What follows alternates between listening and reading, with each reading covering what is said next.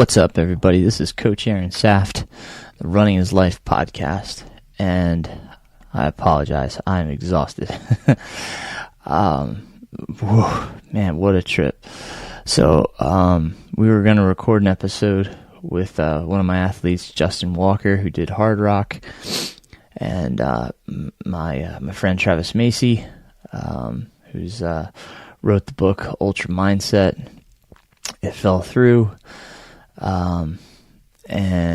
Then Nathan and I were going to record an episode, talk about High Lonesome, and with this Delta mess, my son and my daughter's flights got messed up, so we ended up having to rent a U-Haul trailer so we could fit everybody's gear and drive everybody home. So I'm recording this. It's just after 10:30 p.m. on Wednesday night. This will release in less than 8 hours. And we drove straight through the night to get home. We had cross-country practice today. Life happened as it does. But I wanted to get this out to you. I took a nap so that I could be fresh and get this out. But it means something to me to be consistent and get this out and do quality podcasts.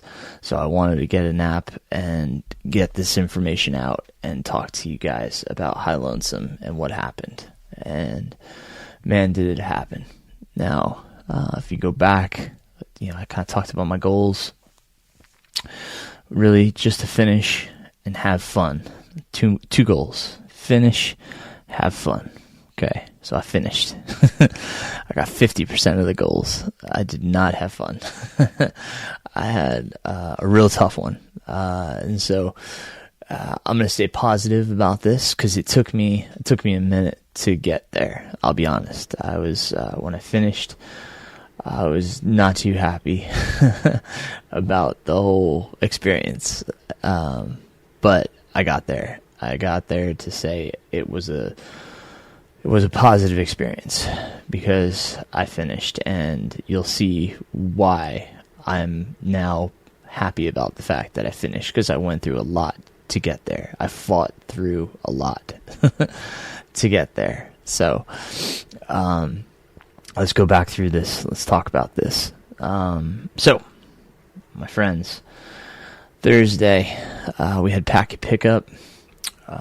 We got there to the high school where packet pickup is. You have to do a frog bath, so you actually have to clean off your shoes. Runners, pacers, we have to clean off our shoes that we're going to run in. So before we put on our shoes on race day, they had to be cleaned. There was a solution that we had to use, and we had to scrub the shoes. Any shoes that were going in drop bags, any pacers that were using shoes, they all had to be scrubbed down. And then pacers could sign their waivers and get their pacer bibs. They ran out of pacer bibs, so what they said was that if you're starting at an aid station, you could sign the waiver there and get your pacer bib there. Pacers had to have the same equipment as we did. If you go back last week, I talked about the two different mandatory kits. So there's a base kit that we start with, and then there was a divide gear list. So Nathan, as you'll hear, Nathan ran the divide section with me, so he had to have both the base gear and the divide gear. And then when I got to Morgan Elliott at Monarch, he just had to have the base gear, and then I picked up Nathan again, and he just had to have the base gear. And then I got to see my daughter at 96 1/4, and she got to run me in, and she had to have the base gear. So, so the Pacers, they had to have their stuff too. They had to be on top of it. After we did the toad bath, we got the drop bags to where they needed to be. Let the shoes dry out, and then once the shoes are dry, we put those in the drop bags. There was a crew meeting, so he had a crew meeting. He did a YouTube crew meeting, and then he had an updated crew meeting to make sure the crew understood everything, what was going on, how things were working. shuttles, limited crew at certain aid stations, all that stuff. So it was really good. This organization is very on top of what's going on and disseminating the information, making sure everybody's on the same page and understands the rules. With that said, the runner information meeting was at 5:30. Now, we've talked about controlling the controllables, right?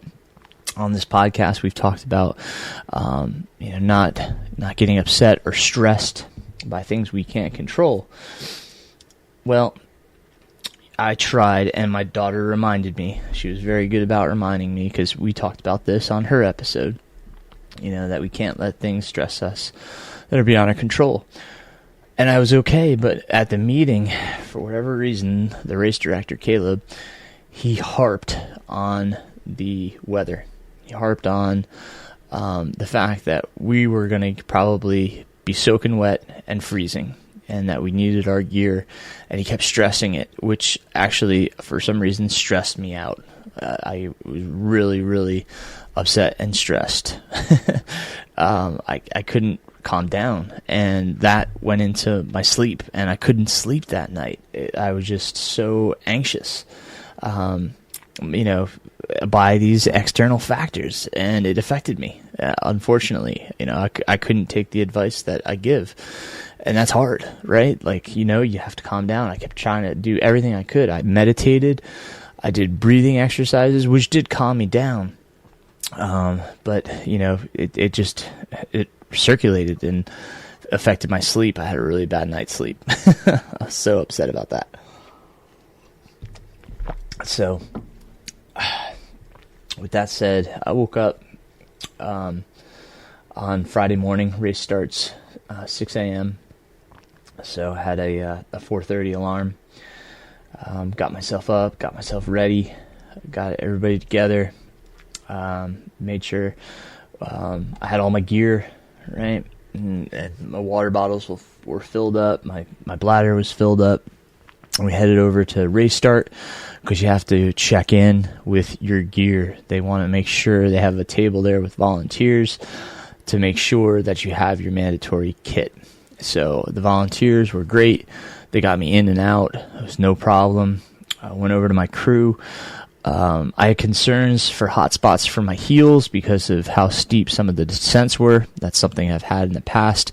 So we used some KT tape. I had rolled my ankle while in Silverton on a run. My bad left ankle, I'd rolled it twice during the same run. So we actually taped both ankles and the heel to make sure that I had some support on the ankles, which I'll say, I didn't have any problems during the race. Tape stayed on wonderfully, and we used Leuco tape. So Leuco tape, thumbs up. I didn't have any blisters on my heels, and I didn't have any problems with my ankles, which was amazing. So thumbs up there. I was using the half gloves that come with the Leckies, and not sure if you have this problem, but it actually cuts the heel of my palms where the Velcro comes together, and I push off with the pole. That seam there just cuts into my palms. So we put Leuco tape there on the heel of my palms, and then put my gloves on. Again, no problems. I had absolutely zero problems. So we switched gloves kind of in the evening because it was getting colder, so I put on my half gloves. I have Lecky half gloves, the BOA. I believe they're the Nordic Breeze BOA. And so I took the Leuco tape off because I don't have that problem with those gloves. It doesn't have the same seam. But then in the morning when I switched back to the half gloves, when it was getting warm again, to the stock gloves, if you will, they're the ones that come with the poles. We retaped the heels of my palms, and again, no problems by taping those. So if you have that problem, I suggest Leuco tape or something on the heel of your palm that will not allow it to cut into there. So worked extremely well. So taped up the palms, taped up the heels, taped up the ankles. I was all taped up, lubed up, ready to go, got everything. And pack was pretty. It was heavier than a lot of the people that I saw. I will say that. There were some people that went as minimal as possible. I was just concerned about dehydration, and I think that was warranted because I think that's part of what happened here is I became a bit dehydrated. So we'll go through that and talk about it. Okay, so again, start 6 a.m. Off we go, and you've got this road section, nice downhill, which is the uphill on the way back. Takes you to the trailhead. It's about 3.75 miles away. That's when I come back. That's where I picked up my daughter, Ambrin. It's the same section. And then the section all the way to the first aid station at Raspberry Gulch 1, that's also an hour and back. So the start going out to the first aid station at just over 7 miles, that's your last 7 miles. Okay, so that section of the course repeats. What can I say about that section? I met some really nice folks. I tried going really easy. I'll be honest, I was trying to go as easy as I could. When you get to the trailhead, there's a nice little climb up to the ridge, and I was just taking it easy as possible. Breathing felt good. I will say that, being out there for the 2.5 weeks prior, I think worked. I think that piece worked, which was fantastic. The problem with altitude is you never know how you're going to handle the higher elevations early in the race here. So, after Raspberry Gulch, you've got a long ascent. You go up, you don't summit Antero, which is a 14er, but you get high enough that you get over 13,000 feet. Okay. So with that said, I was purposeful in taking it as easy as I needed to. People were passing me like you wouldn't believe. And then when we were going up towards Antero, I started passing people back. And I started seeing some people that, weren't acclimated to the altitude. They started struggling. And that's where I recognized, I said, yes, the acclimatization worked. And I didn't have a problem at 13. I was actually doing great. Felt really good. I, got up there, felt really good about myself. I was like, all right, sweet. This 2.5 weeks out there was worth it. Because I did, breathing wise, I was fine.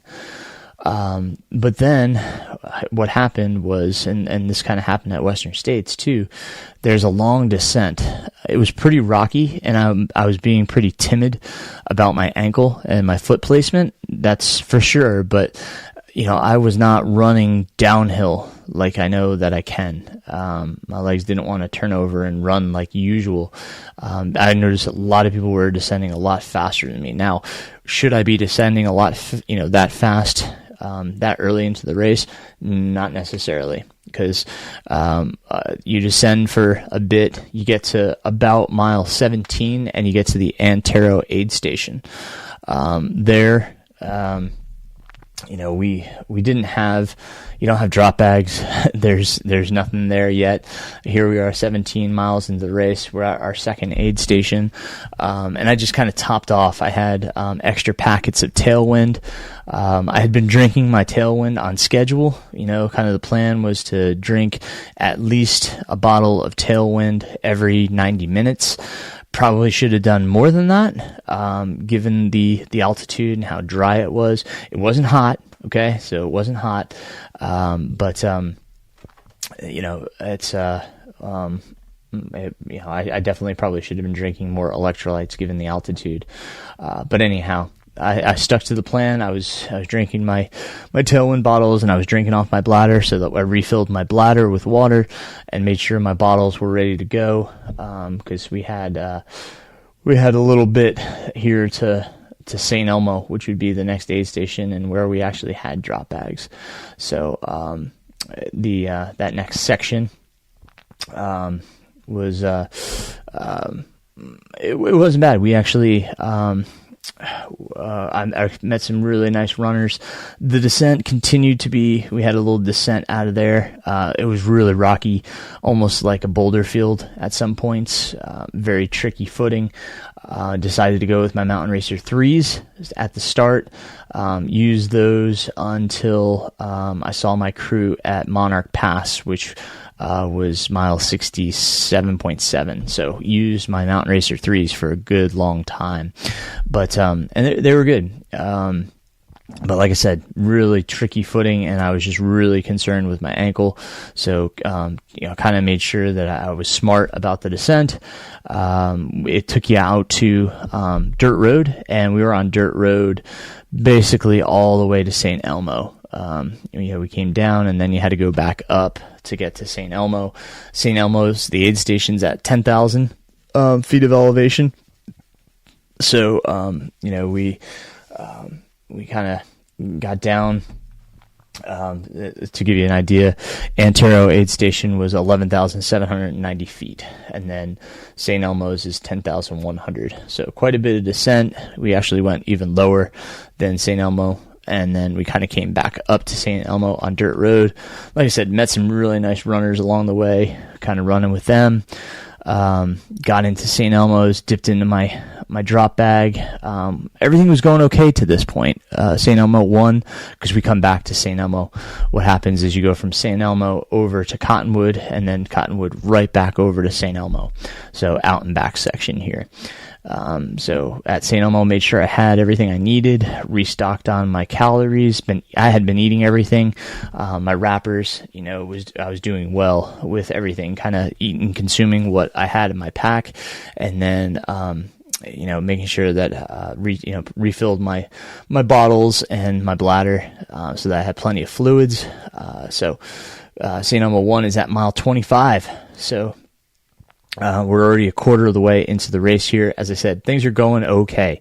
Like I said, not legs aren't as peppy as I wanted them to be, and I think in part that could have been partly in play was the altitude, and then I think here I was already getting dehydrated because this is kind of the section where things went awry. From here to the finish, was where things kind of went sideways. So again, we had to go from St. Elmo's up and over Laws Pass to Cottonwood. Laws Pass is up at 12,200 feet, and I think I pushed too hard in this section. I love climbing. I love climbing. And this was all a climb up to Laws Pass at 12.2.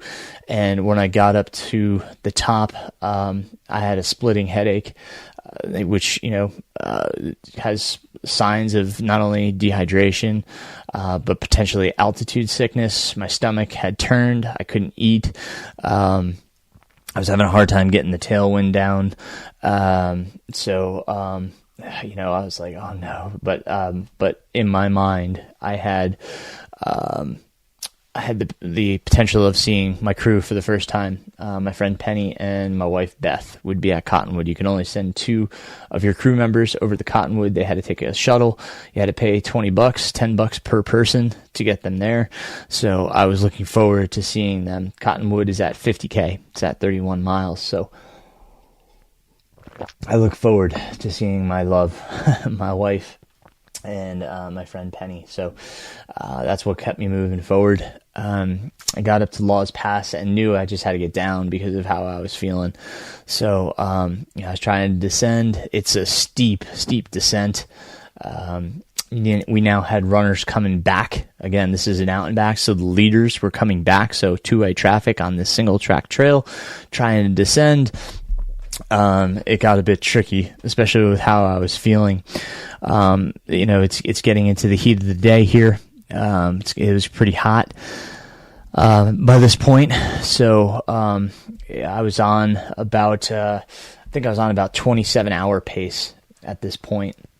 That was one of the timelines I'd given my crew was 27 and 30 hours. So I was doing pretty well. Like I said, I thought I was taking it easy enough, but I was just really, not having a good time on the descents. And now with the splitting headache and stomach turning, it was challenging. It was becoming challenging for sure. So I got into Cottonwood after the descent, and I took my pack off, which felt great. At Cottonwood, you actually have to pick up your divide gear. So I had to pick up the extra gear and make my pack even heavier now for the return ascent up to Laws Pass, which was tough because, like I said, I was already not feeling good. Wife gave me some Tylenol to try to help the altitude sickness. I sat for a little bit. I tried to have some broth. I tried to have some noodles, try to get something down. I tried to have some stuff to drink, but I was throwing up. I was starting to throw up, which, this is the first time in the race where I was throwing up. This is frustrating because this is what happened last year in the Grand Slam is, I'd get to 50K and then all of a sudden I couldn't hold things down, which, at this point I was just like, oh my gosh, this is going to make things so hard because the course doesn't get, much easier here. So I was a little bit concerned, obviously. Wife knew that I had to get back out there and get moving. I was nowhere near cutoffs. Cutoff is 37 hours, and they give you more time up to Monarch Pass because of the Divide Trail. And again, we'll get to the Divide Trail. That's probably the toughest part of this course, and where I'll spend some time talking about what happens and getting through it. From Monarch to the finish, you've got less time to do it because it's more runnable. You've gotten off the divide and you have some downhill, easy, flowy running stuff. But like I said, I was not pressed for time, but I didn't want to waste much time in the aid stations. I wanted to make sure that I took care of what I needed and that I kept moving out. So Cottonwood, I got to see them. Like I said, loved seeing them, but I was already had some concerns because of how I was feeling. Going back up to Laws Pass, I had a legitimate concern because of what had just transpired, because getting up there I had triggered this altitude sickness, pretty much the symptoms of altitude sickness. So and then I would not see my crew again for about 18 miles. So I would not see. So I went from Cottonwood all the way to Hancock, and that's about 18 miles.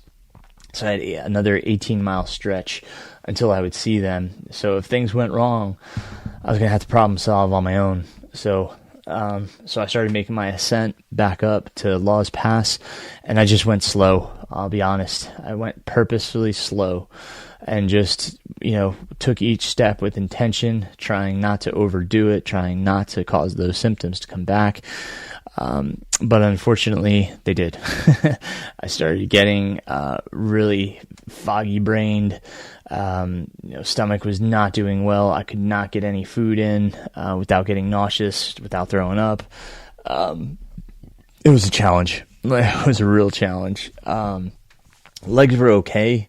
I'll be honest. I at this point I wasn't fatigued, but the challenge of trying to get fluids down, to not allow myself to get dehydrated any worse than I already was.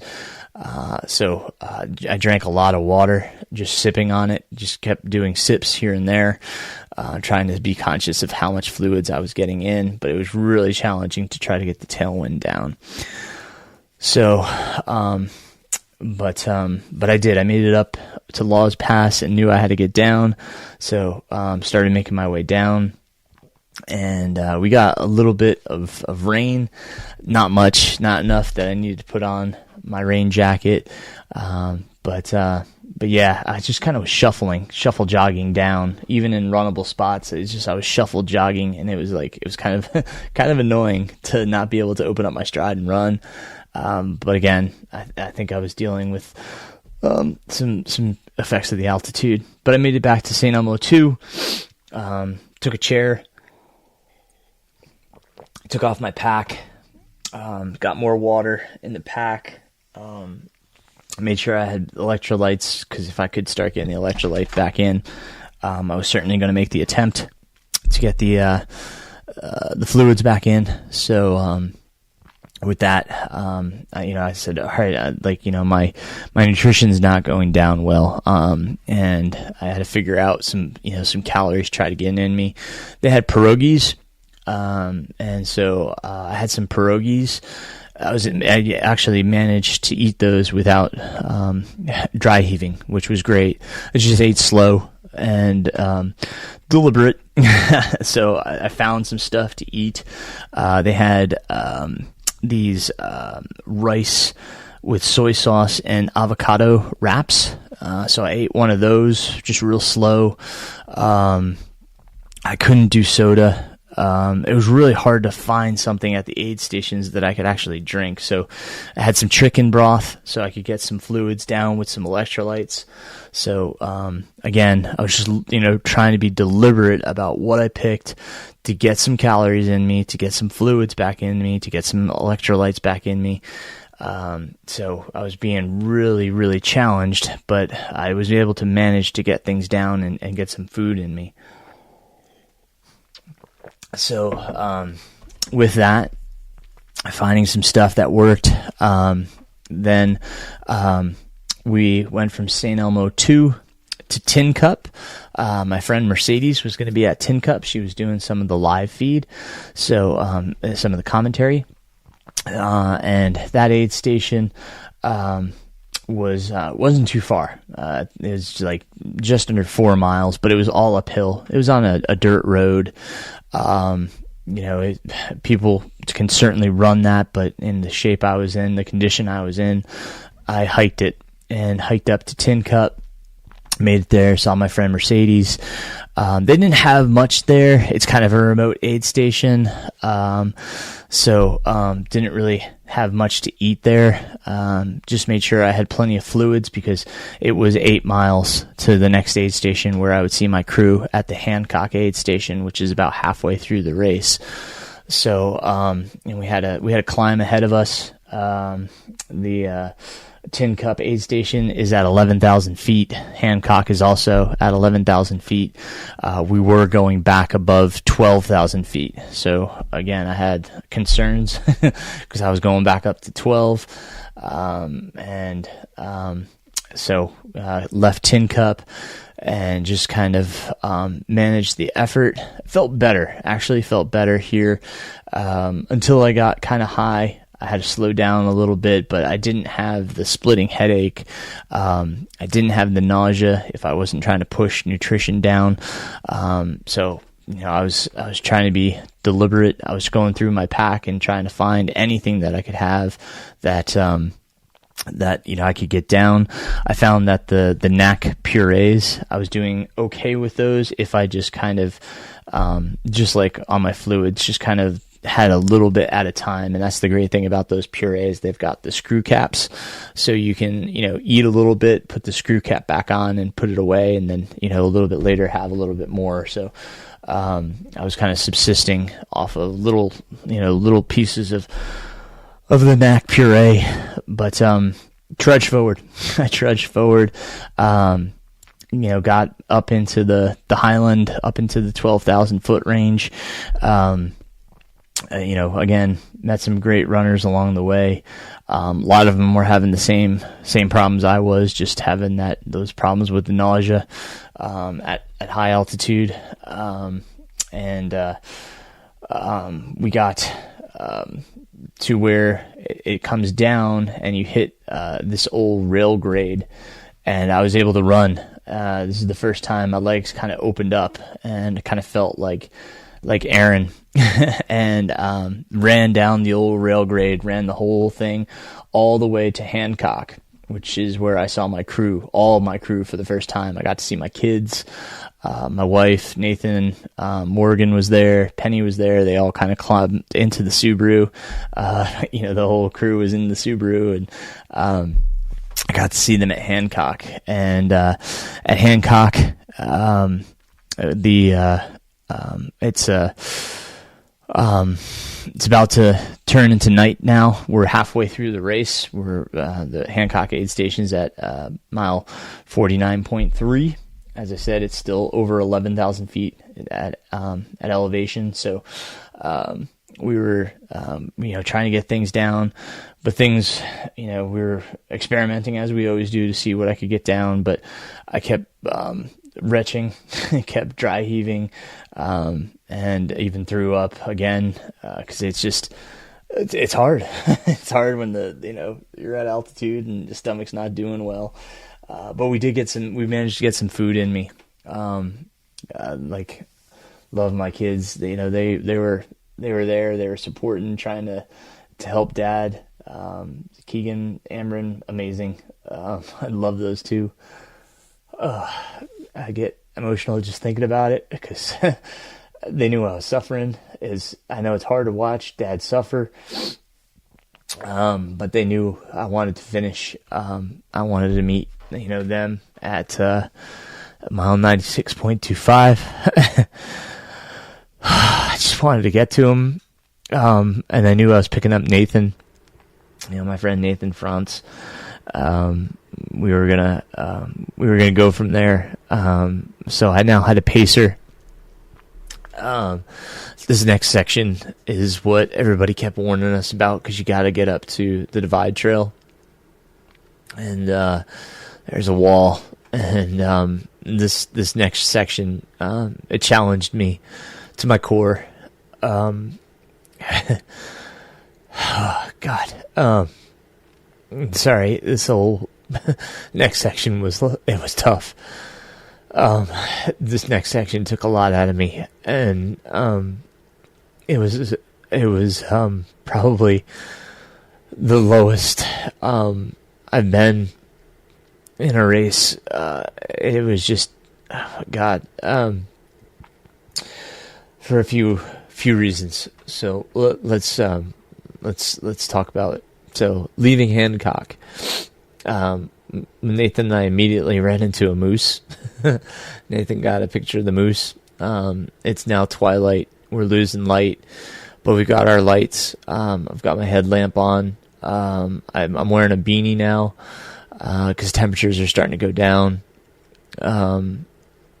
So the high during the day, I don't think it really got above mid 70s, but at that altitude, with that UV index, it feels so much hotter. But the temperatures weren't too bad during the day. Temperatures at night were supposed to drop into the 30s, and we were supposed to have a lot of precipitation. It never did. It just got colder. So I had been wearing a sun sleeve all day. So I was wearing the Outdoor Research sun shirt that I talked about all day long. It was perfect. It worked great. Just kept reapplying sunblock to my face, and I did fine. I didn't get burnt during that first day. At night, I switched into I had a Smart Wool 250 long sleeve hoodie, and it was merino wool. It was great during the night. It kept me warm. I just wore that. And my beanie, I had a Running His Life beanie, and I was fine. I didn't need anything else. Nathan has switched in and out. He threw on his rain jacket, he threw on his puffy. I think he was having a little bit more trouble with the temperatures than I was. I felt fine the entire time for our section. But you come out of Hancock, and it just starts to ascend. You're basically on a road for a while, and then it turns to single track. You go through like some boulder fields. The footing was really tricky. You go up and over a pass, and we were doing okay. The two of us, we were we were managing through there. I was okay at this point. Just trying to see what would work. And so the plan from here moving forward was I was going to eat pretzels. Every 10 minutes, Nathan reminded me, he's like, hey, eat 2 pretzels. So I just had some pretzels. Every 10 minutes, I ate 2 pretzels and sipped on some water. That was the plan. Because that was the only thing I could hold down at this point. Is what we found, right? So we're making it work, because I was getting calories down. I was moving forward. As I said, energy levels were okay. I wasn't having any real struggles that way. Even though I was throwing up and nauseous, able to get those pretzels down, and that's kind of what managed the effort, was just eating these pretzels and drinking some water. We pared down at Hancock, so now I went to 2 water bottles. Since it's nighttime, didn't need the electrolytes as much, so I had 2 water bottles on the front.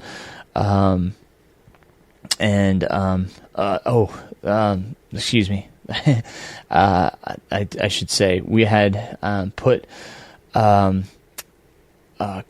Tailwind, caffeinated, Cola Tailwind on the front, and then I had my bladder at this point. That's right. And I took a sip of the cola, and I just absolutely threw up. It wasn't going to work. So we tried it first and figured that out. We're like, oh, this isn't going to work. I'm not going to be able to do the cola. So that was the plan, because I wanted caffeine for overnight, so I didn't get the sleepies. But the cola wasn't going to work, so we took some weight out of my pack and just went with 2 water bottles in the front. We put a 3rd water bottle in my pack, and I had a filter just in case, and then I had electrolyte tabs if I needed them. So the pack got a little bit lighter, which was nice, especially with the big climb coming and going overnight. So, with the original plan, it wasn't going to work with the cola tailwind. So we just went with water, and that's why I was sipping on water the whole time with pretzels. So, with this pretzel plan and the water plan, we were doing it. We were moving forward. We got over the first pass, made our way down a huge boulder field going around this lake, and then another boulder field to get us out on the road. And then we just had like a little bit until the Lost Wonder Hut, which Lost Wonder Hut was at 55 miles. It's a little over 6 miles away from Hancock. It was a fantastic aid station. They had some pizzas that they had made, and I was actually able to get a slice of pizza down. Refueled my pretzel load. Refueled my water bottles, and we got out of there. It was night. It's dark. I didn't want to spend much time there because I wasn't going to eat another slice of pizza. I had my fluids. I grabbed my pretzels, and off we went. And this next section from Lost Wonder Hut to Purgatory was roughly a little bit over 9 miles. Probably a little bit more than that. They moved Purgatory a little closer to Monarch, so it's probably more like 10 miles. But this was the section that really did me in. This is where the wall was. This is where the biggest climb was. We got back up to 12,000, and we stayed at 12,000 for quite some time. It affected Nathan and I both. Nathan was getting some altitude sickness, splitting headache and nausea, although he would not let me know that. He's an amazing guy. But we started our ascent up the wall, and both of us had no idea what was in store for us. No earthly idea of how long this climb was. If you do this race, this is something to know. What this climb looks like, how long it is, what altitude you're at, for how long. Because we ascended, and we're ascending, and we're watching Nathan's watch, because we knew we had to get up to 12,000, and we're climbing, and we're like in the woods for a while. Then you get out to Alpine, You're making your way around the mountain. You can kind of see headlights way up above you, and you're kind of intimidated because you're like, oh my God, I have to get way up there still. So the two of us continued to climb. It was exhausting. Just climbing for what seems like eternity. That's the best way you can put it, is you just keep climbing and climbing. You switch back and you switch back, and you think you summit, and then as soon as you do, you see there's another summit, and you just keep going up. It feels like there's probably about 3 false summits before you finally get to the Divide Trail, and then you're up at 12,000 feet.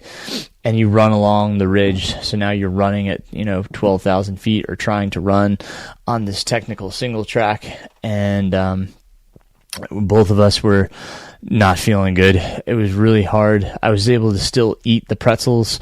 It was just really hard. I had to stop and eat. If I tried to keep moving and eat, I would get nauseous just because of being back up above 12. But I did. I was able to keep eating and drinking, and we finally started making our way down, and we're able to run. It's after that, it just kind of winds its way, what seems again like eternity to get to the Purgatory aid station. You just keep seeing headlights in front of you, behind you, where you've been. You can see where you're going, and you can just see the headlights because it's just alpine. So you're above tree line. I'm sure it's beautiful during the daytime. We can kind of see the outlines of the mountains, but it's gorgeous up there, I'm sure. But it was rough. The two of us were just exhausted. It's getting on to 2 a.m. at this time, and we're both just exhausted. I tried not to say anything. I tried not to complain. We were quiet. We tried to put on some music, but we were both you could tell both of us were just digging deep. It was super, super deep to get up that climb, and to stay at 12, and to move along, and to keep moving. It was deeper than I care to admit. Like I wasn't in a bad place. I knew I was exhausted. And I had I had no inclination of quitting. There was none of that. I knew I needed to get, and that was a big piece of it, is I knew that I needed to get to 96.25 to see my daughter, to finish off this race. And again, getting emotional because it was so hard. I can't reemphasize how hard it was to get to Purgatory. This was the hardest part of the race. It was, again, probably the deepest I've had to dig in a long time. I'm really proud of the effort. I'm proud of my friend for helping me get through that, because alone that would have been miserable. We came upon a pacer that got dropped, and he was having nausea problems. He was not doing well. We felt bad because we couldn't help him, and he was alone. And his runner had dropped him, and this poor guy, trying to make it through this really wicked section alone, I can't imagine. So my heart went out to him. There's a bunch of runners behind us, so hopefully he was able to manage the effort with somebody, and kind of take pace with somebody. It was just it was a hard section. That was harder to get to Purgatory. But we got to Purgatory. The runners at Purgatory, everybody's in the same state. We're all in that same, oh my God, what did we just go through? That was so hard. I was quiet. I said a few words to another runners, but everybody always asked where you're from. And when we said Asheville, North Carolina, they were just, you're doing amazing for being from there. And I think everybody was doing amazing. because it was challenging. I faced some hard times at Hard Rock, at running Hard Rock. My fitness was definitely better for Hard Rock, even though it was just 3 years ago. I was in a different fitness for Hard Rock, and even though I wasn't acclimated for Hard Rock, I didn't have the struggles that I did here at High Lonesome. And that's a testament to what they say is have the most fitness possible going into the event. That's how you're going to do the best is being as fit as possible to deal with the altitude, to deal with the climbing and such. And training is what it is. I'm in a different point in my life, doing different things. I had to recognize that I could only get in what I could get in, and accept that. And so that was part of the reason why I just had to accept it and be a part of it and absorb it and just, embrace the fact that this was going to hurt. This was going to be, really tough to manage. But I was through the toughest section. I was through all of the tough parts from here. Purgatory, it was less than 2 miles to Monarch. I would see my friends and my family again. I would pick up Morgan. So, we picked ourselves back up, got ourselves collected. We got a little bit of food in us and we made our way to Monarch. And so we got to Monarch. It was pretty much downhill, so we ran most of it to get to Monarch. I switched shoes at Monarch. Switched into the Olympus 5s. I will say here, I got to demo the Olympus 6, and I'm pretty excited about it. I'm not going to be buying a pair anytime soon. I don't need a pair, but if you've been a fan of the Olympus 5, the Olympus 6 actually feels really good. Morgan actually paced me in the Olympus 6. He borrowed a pair of the demo shoes, and I got to run in a demo pair on Wednesday before the race, and they feel really good. So side note there, but yeah, we got into to Monarch. It's a big aid station. It's on the side of the road, easily crew accessible. And we began, just to kind of get me some food and kind of take stock because that section had put a big dent in me. But as I said, the tough part was over. So we're at Monarch. It's mile 67.7. Got just over 50K to go. It's still early in the morning, nowhere near cutoffs. I'm not worried about cutoffs, which is great. But we're trying to eat again, get some food in me, and I was just so thirsty. I'm just, I needed something besides water, and so we were trying, some different fluids, and unfortunately, I think we just tried too many different things, and I threw up again, and it felt like such a theme here. I was tired of throwing up. I was tired of dry heaving. I'd been dry heaving forever, and just being exhausted from the race, exhausted from that section. I had a breakdown here. This is the first time I've really cried during a race. I was with my wife. I was away from everybody. It's still pretty raw. As you can hear in my voice, it hurt a lot. We oftentimes, and I think this is what really made me change my sentiment about my performance, because we oftentimes talk about we want to see who we are when we get to the depths of the bottom of the barrel. When we get to the where we're at a low, we want to see who we are. And I was there. I was at the bottom of the barrel. I was exhausted. I was tired. was having a hard time with my stomach.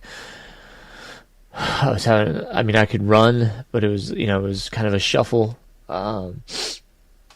But I was able to move forward, and like that's what I kept focusing on, was the fact that I could keep moving forward. Whatever the pace was, I wasn't near cutoffs. I wasn't hurt. I was not feeling good, that's for sure. I was exhausted, that's for sure. But I was able to move forward. I was able to run at times. And that's what I had to keep focusing on, was the fact that I could keep moving forward. That, yeah, everything hurt. Not much was going right so far as my stomach was going. But at the same time, I could keep moving forward. And that's where I focused my energies. Instead of focusing on the negative, I focused on the positive. I stayed present. I said, I knew Morgan was going to pace me now. He had to take me to Blank's cabin.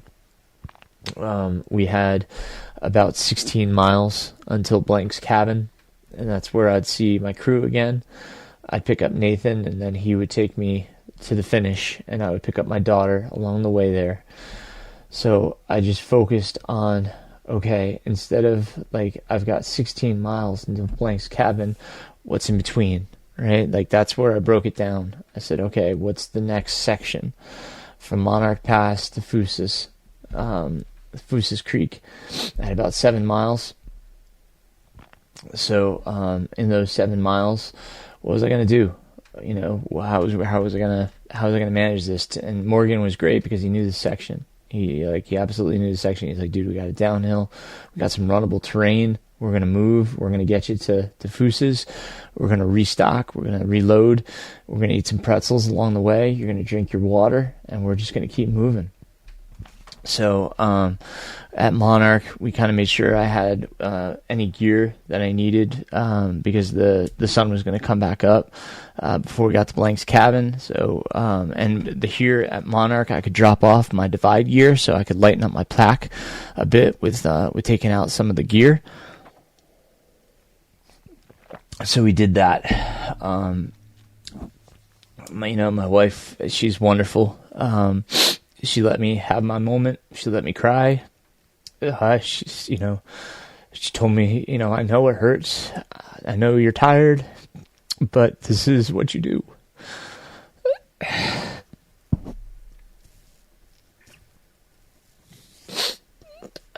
And this is who you are.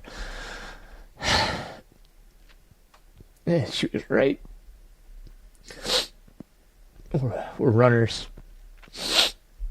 This is what we do. We make it through the hard. And this is where running is life comes in. We understand when things get hard, we just have to keep moving forward and problem solve. Just like in life. And so I was reminded, running is life. It reminded me, running is life. And that mantra struck a chord. And I said, let's keep moving. Let's go. And so Morgan and I moved out. We got going. And as we started moving down the mountain, we could start to see the color of morning coming in. It was, that kind of navy blue at first. And then it turns into a gray. Then you start to see the colors. You start to see the orange. You start to see the yellow and the blue. The light blue starts coming in.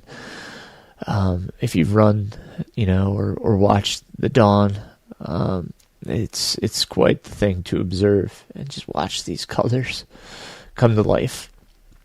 So we watched the colors together, and you continue to remind me to eat and drink. And we got to a section and we just started running. And the paces were faster than I had been going. And we just enjoyed the moment. He had a playlist for me. Some Beastie Boys came on. Made me smile. And everything was going to be all right. The dawn is amazing. It breathes new life into us. And it did. It gave me new life.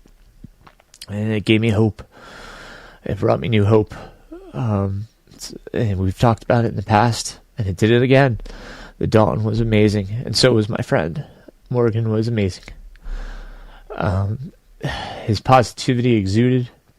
I could feed off of it. And I did. I made it to Foose's. They had some pancakes. I ate slowly. We walked out of there. It was a nice reprieve. You know, we made it to Foose's and had some pancakes, walked out of there. We're going to Shimano next. That next section was a little bit tougher. It had some up and down, some single track, a lot of switchbacks to that aid station. Very minimal aid station. It's at a campground. So we got into the campground, and they had some Capri Suns, which sounded fantastic because I hadn't had any drink options. The course had Morton and Scratch, and both of those were just making me throw up. So, you know, seeing something different. I had a fruit punch Capri Sun, and it actually stayed down, which was so refreshing and so reprieving and such a fresh breath of air to not drink something and throw up. But then they pulled out a strawberry kiwi, and I probably shouldn't have pushed my luck, but I did. I drank a strawberry kiwi, and then I threw up. I pushed it too much. I tried, you know, but I was thirsty and I wanted something different. But thankfully my stomach didn't stay upset. It wasn't very far from Shimano. And excuse me if I'm pronouncing it wrong. I probably am. But it wasn't very far from there to Blank's cabin. So we made our way and ran to Blank's, where we would see the crew again. They were kind of getting breakfast and stuff together, and I sat in the chair and just dozed off. Wasn't very long, a few minutes, but it felt refreshing. Changed my shirt out, put on a new sun shirt, threw my bucket cap back on, because the sun was out now. Switched out my gloves for the half gloves, taped up my hands like I talked about, and switched into Ultra Ventures. So the Ultra Ventures were going to take me all the way to the finish. So the Topo Ultra Ventures, switched into those. And, you know, every time that we changed socks and shoes, the crew checked my feet. As I said earlier, no problems. My feet were pristine, you know, so far as an ultra runner goes. I didn't have any blisters, didn't have any problems. I used the Ultra sock by Injinji. So I used the crew sock. They were fantastic. Wore Dirty Girl Gators. I got so many comments because I wore two different colors. I had two different color flames, and every runner's like, I love your Gators. And what had happened was the kids, for Father's Day a few years back, gave me two different sets. And so in honor of each of my kids, I wore two different colors. You know, Keegan one color, Amberin the other color. Same with my poles. I had a pink pole for Amberin and a red pole for Keegan. I had, you know, I have a mismatch from two Lecky pole sets that had broken, so I combined them, and it reminded me of them. And that was another reminder of, you know, getting to them and getting to the finish of this thing with my daughter, because she had been looking forward to it for months. I keep bringing that up, but again, when you have something that strong to push you forward, it can make all the difference in the world. If your intrinsic why is strong enough. That's what I needed, was that push. It's all the way through this race. So with the refuel at Blank's, I grabbed more pretzels and went back to grabbing some knack purees, and Nathan jumped back on board. Blank's cabin is mile 83. We had about 17 miles to the finish, just under 17 miles. Our next section would be roughly 9 miles. It would take us back to Raspberry Gulch. And that section, it had a few little punchy climbs, nothing too bad, but it was just a lot of a kind of rolling single track. You just kind of rolled up and down, up and down, up and down forever and a day. And so we'd run when we could run. There was a few creeks, so we filtered some water, kind of dipped our bucket caps in there to cool off a little bit. It was pretty warm by this point. The sun was getting pretty warm, so we just kept moving forward. That was the name of the game. Again, turned on some music.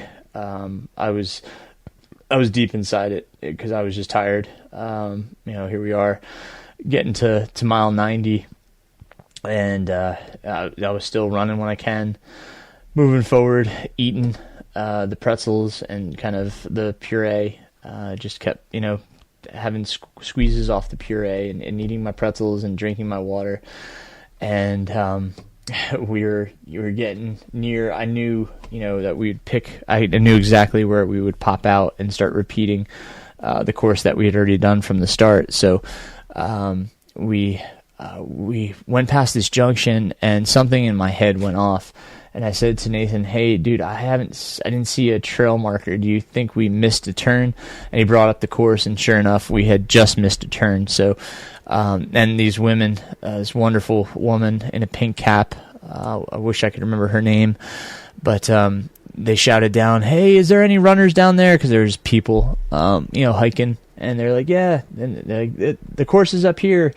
And so, we thankfully we had recognized our mistake, but they had also, as a blessing, called back to us to tell us we had missed the turn. So there was a crew of 12 horses, so we had to wait for them to go past our turn. Then we got back on course. Only time I missed a turn. The course is marked with ribbon, reflectors, and LED lights. I really did not have any problems with route finding on this course. It was well marked, not a problem at all. It was just one of those things I totally missed. The flag, like I said, there's a lot of people hiking, a lot of congestion there, so I just missed it. More on me than anything else. So we went back, got back on course, and made our way over. And then I recognized, when we popped out at the next course turn, I was like, okay, we're back. We're not far from the aid station. I got into Raspberry Gulch for the second time. The crew was there, and a smile came to my face because I knew I was so close to getting to my daughter to finish this. And we had Morgan had some ice pops. Oh my gosh, the red, white, and blue ice pops. If you know what I'm talking about, the red is on top, blue's on bottom, white in the middle. I had two of those. I just hit the spot. Somebody had a LaCroix, key lime LaCroix, and oh man, I just wish I had those at like every aid station because it helped my stomach. It went down, well. I mean, I burped, but like I wasn't dry heaving, I wasn't throwing up. So mental note, the seltzer water. I'm gonna have those moving forward at aid stations, just so I can crack those. I'm gonna cold one of those at the aid stations for something refreshing. They seem to do well for settling my stomach. So that was so well. Oh man, I was just so happy with the ice pop, and everything stayed down. I didn't have any problems there, and I knew the next section because that's what we had come on from the start. So we gathered ourselves together. I gave everybody huge hugs because we knew I was heading for the finish. The next section is pretty exposed, so we were in the heat of the day walking. It kind of takes you up to a little ridge, and then you've got a nice switch back down. So we kind of jogged down. It just goes for a good little ways until you pop out. It's about 3.25 miles till you pop out, and that's where I saw Bryn. My wife handed her off to me. We had changed into chicken leg shorts, so she had some pink chicken leg shorts with yellow lightning bolts, and I had blue chicken leg shorts with the lightning bolts. We were matchy match.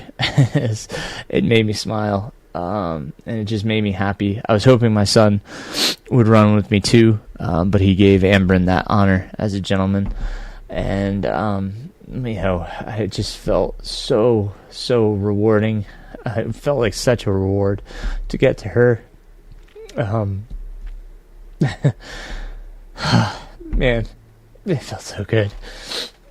Just to be there, to be in that moment, to have her there, to have Nathan there, to see my wife and the joy that, we were going to finish this. We were going to get through it, especially after the DNF that stung so bad at Heilbender, and everything we went through in this race. It felt so good to be so close to the finish. I was so happy, so relieved. It's just hot. And I told Amber, I don't know how much running there's going to be. We ran the downhill section and then got to the road, and we kind of just hiked and then started listening to some funny songs. We love Weird Al Yankovic and the song Foil. If you know Aluminum Foil.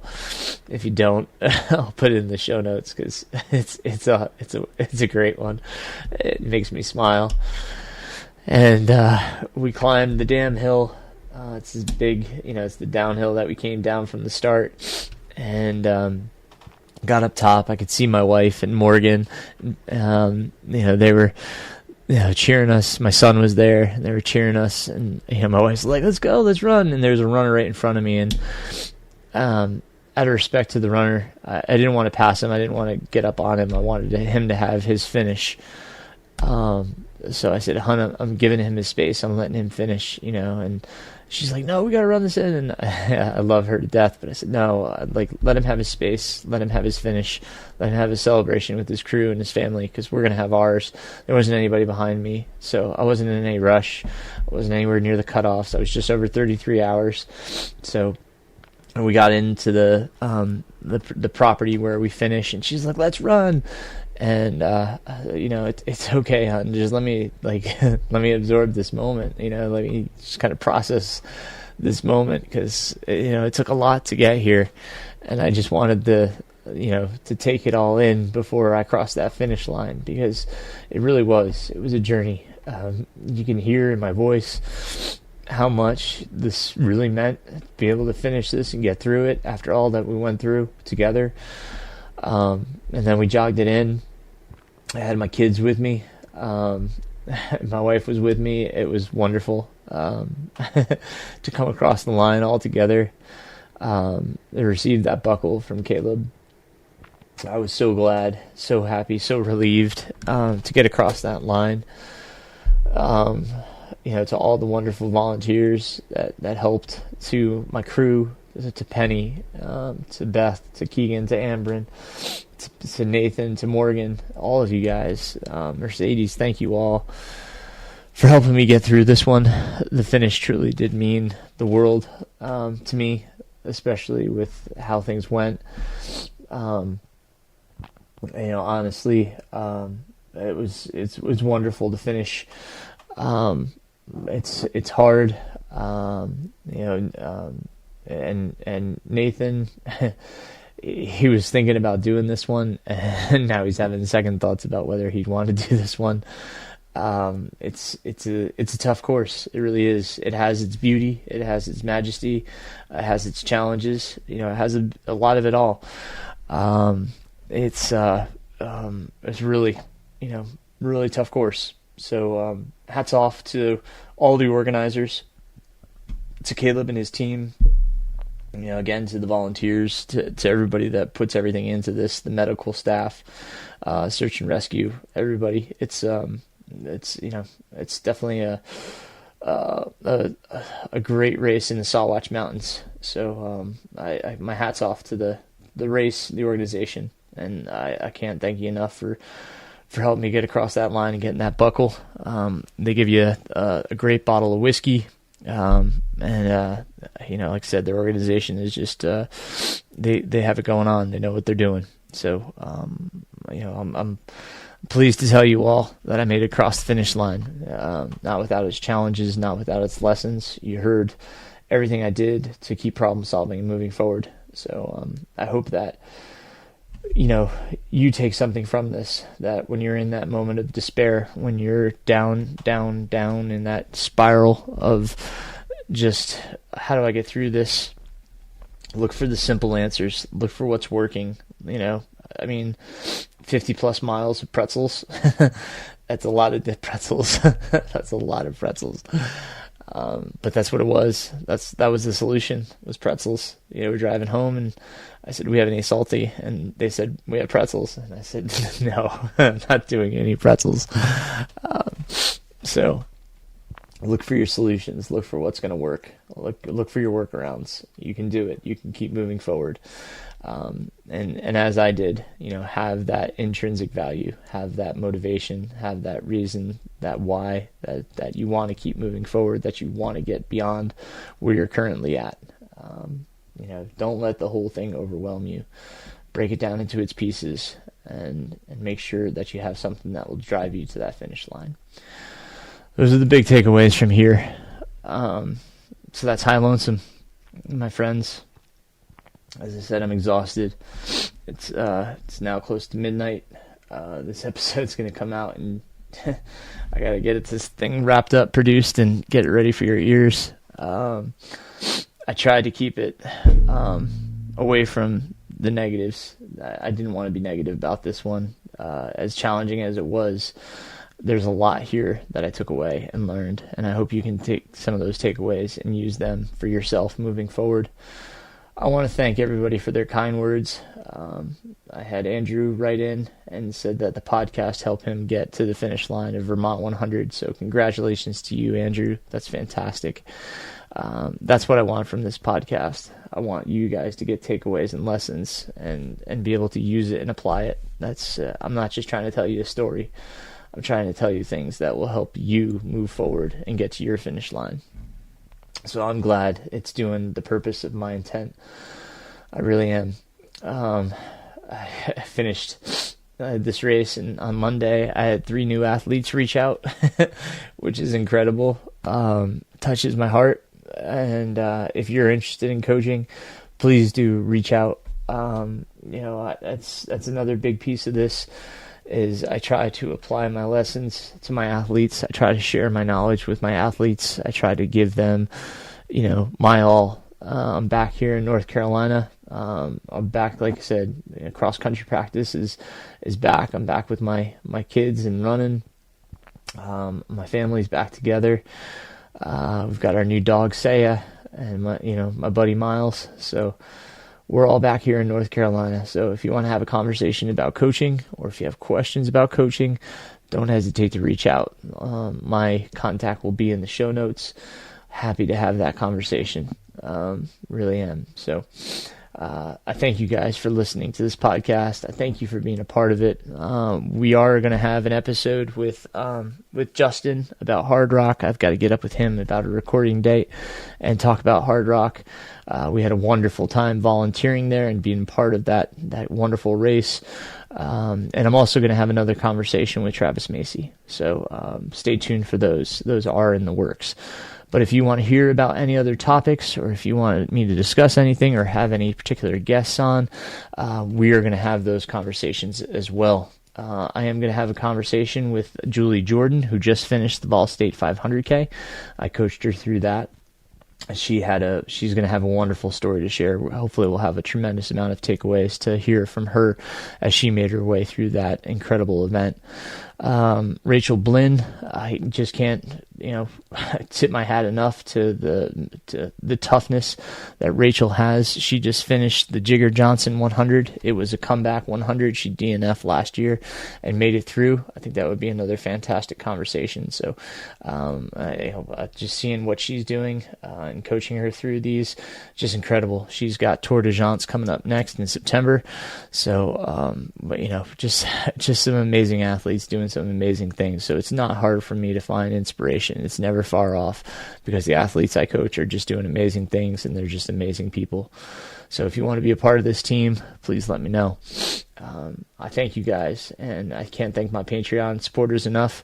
Again, it's the reason why I took a nap and woke up and got this episode done, because I feel that I have the support and I have the reason, the continued drive and motivation to continue to pump out these episodes because of people that are supporting me on Patreon. If you feel you can support on Patreon, I can't thank you enough. The link is in the show notes. If you need other resources or want to look into my coaching before having a conversation, please visit my website, runningislife.run. Again, all that stuff's in the show notes. Thank you guys. Thank you. This finished means a lot, and I can't, I'm glad I get to share my story. I'm glad I get to put this stuff out there. So thank you for the opportunity. Thank you for your ears and listening to this. It's it's tough to be so vulnerable, to allow myself to express a lot of these deep inner thoughts and emotions, but I wouldn't have it any other way. Let's keep moving forward, my friends. Running is life.